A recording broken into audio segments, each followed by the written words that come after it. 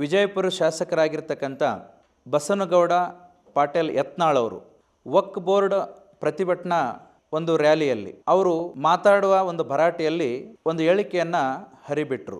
ನೀವು ಮುಸ್ಲಿಮರ ವಿರುದ್ಧವಾಗಿ ಹಿಂದೂಗಳು ಎಚ್ಚೆತ್ಕೊಳ್ಳದೆ ಇದ್ರಂತಂದರೆ ನೀವು ಬಸವಣ್ಣವ್ರ ಥರ ಒಳೆ ಹಾರಿ ಸಾಯಬೇಕಾಗತ್ತೆ, ಇಲ್ಲ ಅಂತಂದರೆ ಮುಸ್ಲಿಮರ ಥರ ದಾಡಿ ಬಿಟ್ಕೊಂಡು ಅವರಂಗೆ ಆಗಬೇಕಾಗುತ್ತೆ ಅನ್ನೋ ಒಂದು ಮಾತನ್ನು ಅಸಂವಿಧಾನಿಕ ಪದವನ್ನು ಬಳಸಿ ಮತ್ತು ಬಸವಣ್ಣನವರು ಹೇಡಿಗಳು ಪಲಾಯನವಾದಿಗಳು ಅನ್ನುವ ಅರ್ಥದಲ್ಲಿ ಅವರು ಮಾತಾಡಿದರು. ನಿಜಕ್ಕೂ ಇದು ವಿಪರ್ಯಾಸ.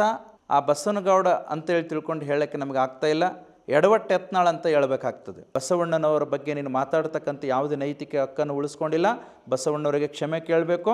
ಜೊತೆಗೆ ಏನು ಮಠಾಧೀಶರ ಬಗ್ಗೆ ಹಗುರವಾಗಿ ಮಾತಾಡಿದೆಯಾ, ಬಸವ ತತ್ವದ ಬಗ್ಗೆ ಹಗುರವಾಗಿ ಮಾತಾಡಿದೆಯಾ, ಸಂವಿಧಾನದ ವಿರೋಧಿ ಚಟುವಟಿಕೆಯನ್ನು ಮಾಡ್ತಾ ಇದೆಯಾ, ಅದಕ್ಕೆ ನಿನ್ನೆಲ್ಲ ತಪ್ಪುಗಳನ್ನು ನೀನು ಸರಿಪಡಿಸ್ಕೊಂಡು ಕ್ಷಮೆ ಕೇಳದೇ ಇದ್ದರೆ ನಿಜಕ್ಕೂ ಮುಂದೊಂದು ದಿವಸ ಹೋರಾಟವನ್ನು ಎದುರಿಸಬೇಕಾಗ್ತದೆ.